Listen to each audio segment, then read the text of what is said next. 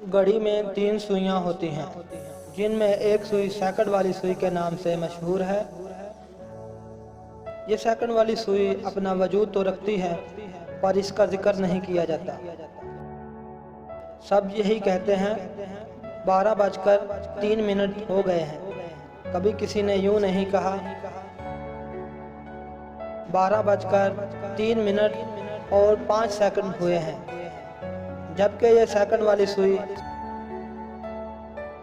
दोनों से ज़्यादा मेहनत और मुशक्क़त करती है और इन दोनों को भी आगे बढ़ने में मदद करती है।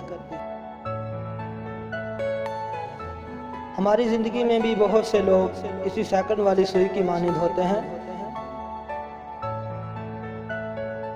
जिनका जिक्र तो कहीं नहीं होता, लेकिन हमारे आगे बढ़ने में उनका किरदार ज़रूर होता है।